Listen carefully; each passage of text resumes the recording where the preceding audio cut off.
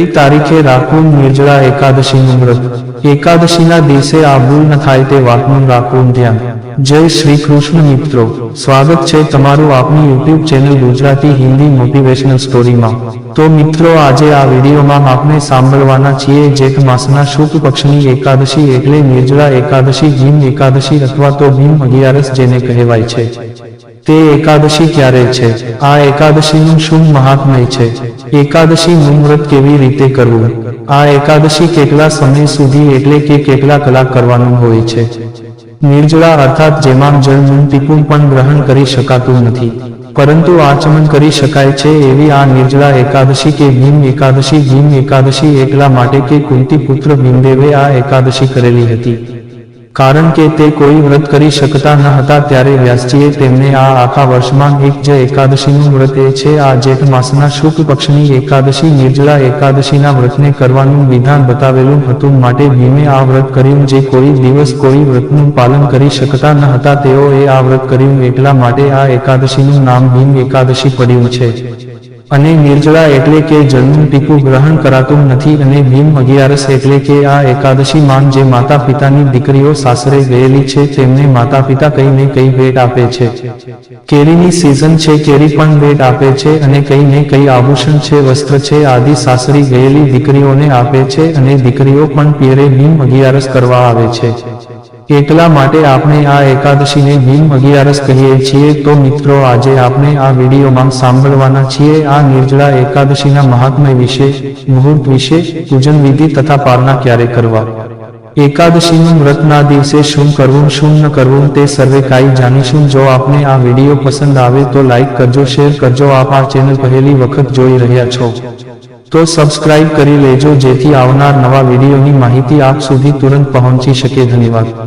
તો મિત્રો, એકાદશી એટલે 11મી તિથિ। જો કે દરેક એકાદશીનું અલગ અલગ મહત્વ છે। આપના હિન્દુ પંચાંગ અનુસાર મહિનામાં 2 એકાદશી પડે છે, એક તો કૃષ્ણ પક્ષની એકાદશી અને એક તો શુક્લ પક્ષની એકાદશી। આ બંને એકાદશીનું મહત્વ તો અલગ અલગ છે, પરંતુ એકાદશીના સ્વામી ઈષ્ટદેવ કોઈ હોય તો તે છે ભગવાન શ્રી લક્ષ્મીપતિ નારાયણ। કારણ કે જ્યારે સૃષ્ટિની રચના થઈ ત્યારે ત્રિદેવો જ આ સૃષ્ટિનું સંચાલન કરતા હતા, તેમાં ત્રિદેવોમાં ભગવાન શ્રી નારાયણને એકાદશી તિથિ ઘણી પ્રિય હોય, માટે એકાદશીના દિવસે પ્રભુનું વ્રત કરવામાં આવે છે, પૂજન વિધિ કરવામાં આવે છે, જેથી પ્રભુની કૃપાથી અંતમાં મુક્તિ પ્રાપ્ત થાય।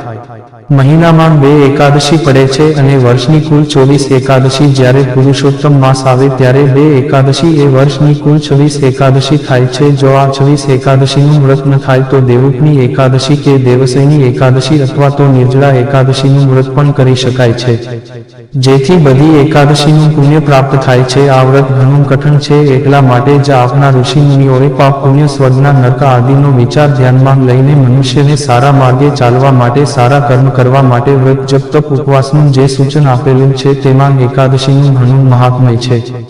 એકાદશીના સમાન કોઈ વ્રત નથી। આ કલિયુગમાં ભગવાન વિષ્ણુની પૂજા કરીને ભક્તો પોતાની મનોકામના પૂર્ણ કરી શકે છે, જીવનમાં આવતા દુઃખ દરિદ્રતા દૂર કરી શકે છે, અને સુખ સમૃદ્ધિ, ધન સંપત્તિ, સંતાન સુખની પ્રાપ્તિ કરી શકે છે। નિર્જળા એકાદશી ક્યારે છે? આપના હિન્દુ પંચાંગ અનુસાર જેઠ માસની આ શુક્લ પક્ષની એકાદશી નિર્જળા એકાદશી તિથિ પ્રારંભ થાય છે 6 જૂન 2025 ને શુક્રવારે બપોરે 2:15 વાગ્યાથી શરૂ થશે અને 7 જૂન 2025 ને શનિવારે સવારે 4:47 સમાપ્ત થશે। આ વર્ષે નિર્જળા એકાદશીનું વ્રત 6 જૂને રાખવામાં આવશે। એકાદશીના પારણા 7 જૂન 2025 ના રોજ બપોરે 1:44 થી લઈને સવારે 4:31 સુધીનો રહેશે। નિર્જળા એકાદશીનું વ્રત કેવી રીતે કરવું?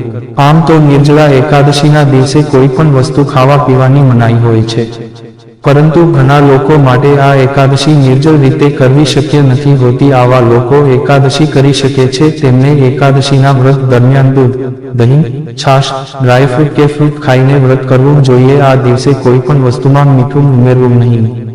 એકાદશીના વ્રતમાં શું ન ખાવું? એકાદશીનું વ્રત કર્યું હોય ત્યારે કોઈ પણ પ્રકારની તામસિક વસ્તુનું સેવન કરવું નહીં, તેનાથી વ્રત તૂટી જાય છે અને ભગવાન વિષ્ણુ નારાજ પણ થાય છે। એકાદશી હોય ત્યારે અનાજ ખાવું નહીં। આ દિવસે મીઠાનું સેવન પણ ન કરવું। એકાદશીના વ્રતનું સંપૂર્ણ ફળ પ્રાપ્ત કરવું હોય તો એકાદશીનું વ્રત સાત્વિક વસ્તુઓ ખાઈને કરો। આ દિવસે લાલ મરચું, ધાણા જીરું, હળદર પાવડર, ગરમ મસાલાનું સેવન પણ કરવું નહીં. એકાદશીના દિવસે આ ભૂલ કરવી નહીં. એકાદશીના દિવસે તુલસીનો સ્પર્શ કરવો નહીં, પાન પણ તોડવા નહીં અને તુલસીને જળ પણ અર્પણ કરવું નહીં. કારણ કે તુલસીજી બધી જ એકાદશીનું વ્રત કરે છે તેવું માનવામાં આવે છે.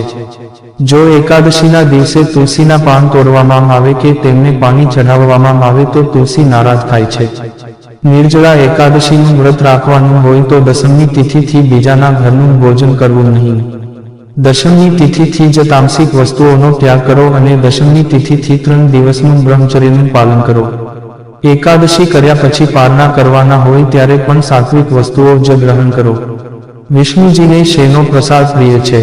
નિર્જળા એકાદશી પર ભગવાન વિષ્ણુને પીળી વસ્તુઓ ખૂબ જ પ્રિય છે, જેમ કે પીળા ફૂલો, હળદર, કેસર અને પીળા કપડાં. ભગવાનને કેળા અર્પણ કરવાથી પણ તેઓ પ્રસન્ન થાય છે. તુલસીના પાન સાથે કેળા અર્પણ કરવાથી વિશેષ ફળ મળે છે. પંચામૃતનો ઉપયોગ કેમ? વિષ્ણુજીને પંચામૃત ખૂબ જ પ્રિય છે. પંચામૃત દૂધ, દહીં, ઘી, મધ અને ખાંડથી બને છે. આ મિશ્રણનો ઉપયોગ ભગવાનના અભિષેક માટે થાય છે. આ પ્રસાદ ભગવાનને અર્પણ કરવાથી ભક્તના જીવનમાં સુખ, શાંતિ અને સમૃદ્ધિ આવે છે. પંજીરીનું મહત્વ શું છે? નિર્જળા એકાદશીના દિવસે ભગવાન વિષ્ણુને પંજીરીનો પ્રસાદ પણ અર્પણ કરાય છે.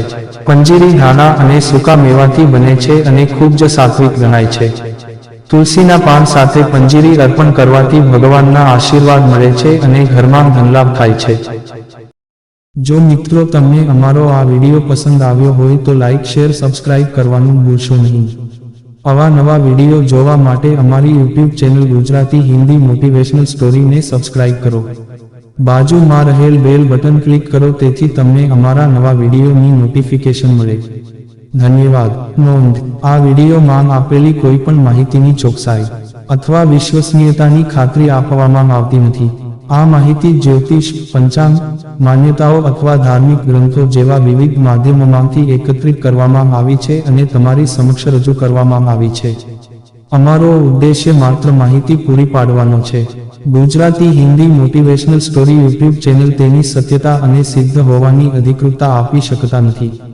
કોઈ પણ રીતે તેનો ઉપયોગ કરતા પહેલા કૃપા કરીને સંબંધિત નિષ્ણાતની સલાહ અચૂક લેવી.